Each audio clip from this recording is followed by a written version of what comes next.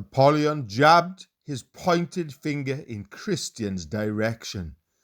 You have already been unfaithful in your service to him.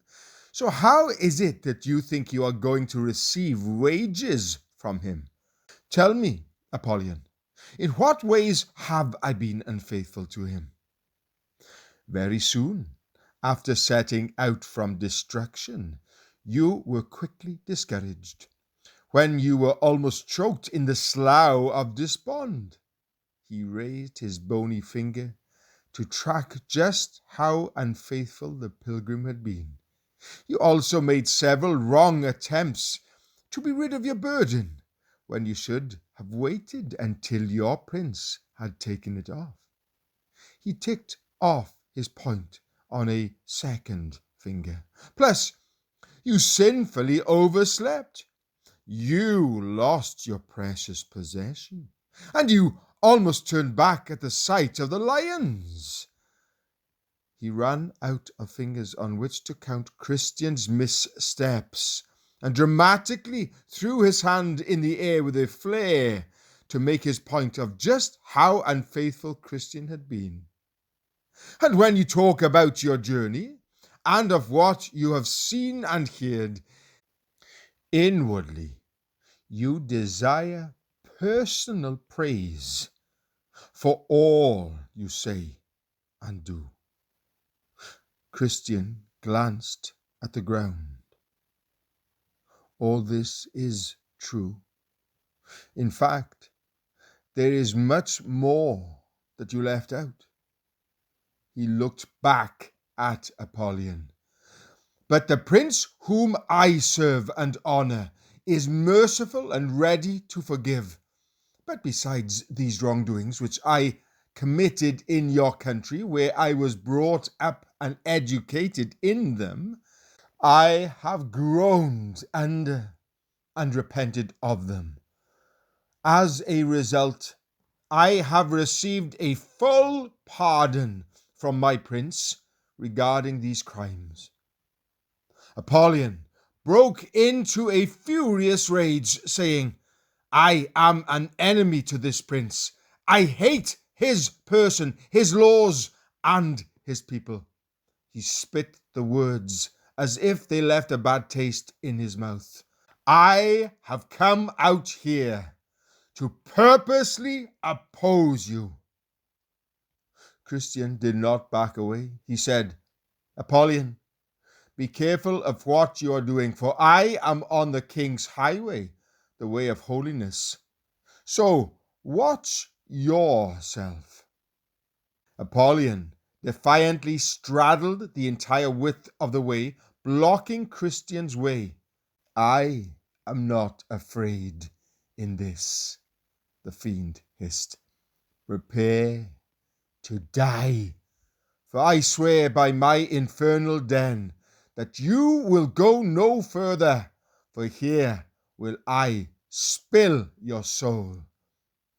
Without warning, he hurled a flaming dart at Christian's breast, but Christian lifted the shield in his hand and deflected it, and so avoided the danger. Christian drew his sword, for he saw it was time to rouse himself to action. Apollyon quickly responded by throwing darts as thick as hail, and even with all the skill he could muster, Christian could not deflect them all.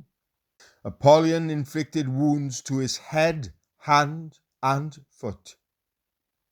Christian retreated a little, and Apollyon pressed more forcefully. Yet Christian took courage and resisted as fearlessly as he could. This agonizing combat lasted for more than half a day, until Christian was almost exhausted. For you should know that because of Christian's wounds, he inevitably grew weaker and weaker. Then Apollyon spotted his opportunity. He began to press closer to Christian, wrestled with him, and threw him hard to the ground. Christian's sword flew out of his hand. Apollyon's teeth showed in a sneer. I am sure of you now. The fiend drew closer, intending to inflict a mortal wound. Christian began to despair for his life. But as God would have it, while Apollyon prepared to make his final blow to destroy this good man, Christian nimbly reached out his hand and gripped his sword. He cried out, "Do not rejoice over me, O my enemy. Though I fall, I will rise." Micah chapter 7 verse 8. With that, Christian gave Apollyon a deadly thrust. The fiend drew back, like someone who had received a fatal wound. Christian recognized the opportunity and moved in on him again, saying, "But in all these things we overwhelmingly conquer through him who loved us." Romans chapter 8, verse 37. Apollyon spread his dragon wings and quickly took to the air and flew away until Christian no longer saw him. Submit therefore to God. Resist the devil, and he will flee from you. James chapter 4, verse 7. Now, unless you had seen and heard the intensity of this combat like I did, you can't imagine the yelling and hideous roaring Apollyon made throughout the fight. Along with that, he spoke like a dragon. And on the other side of the fight, sighs and groans burst from Christian's heart. I had never seen him give so much as one pleasant look throughout the hellish fight, until he knew he had wounded Apollyon with his two-edged sword. Then a smile brightened his face, and he looked up. But it was the battle itself that was the most dreadful sight I ever saw. So when the battle was over, Christian declared, "I will give thanks right here and now to him who has delivered me out of the mouth of the lion," that is Apollyon. He followed this with words of gratitude, saying, "Great Beelzebub, the battle of this fiend made plans for my ruin." And with this in mind, he sent out Apollyon fully equipped and in a rage. And the hellish fiend fiercely engaged me. But blessed Michael helped me, and by the blow of my sword I quickly made him fly. Therefore, to him let me give lasting praise and thank and bless his holy name always. Then a hand appeared to Christian, offering some leaves from the green tree. He accepted them and applied the leaves to the wounds he had received in the battle. His wounds healed immediately. Christian took time to sit down in that place, to eat bread and drink from the bottle which had been given to him for refreshment. Once finished, he headed out to continue his journey with his sword drawn in his hand. He said, "Who knows if there might be some other enemy at hand?"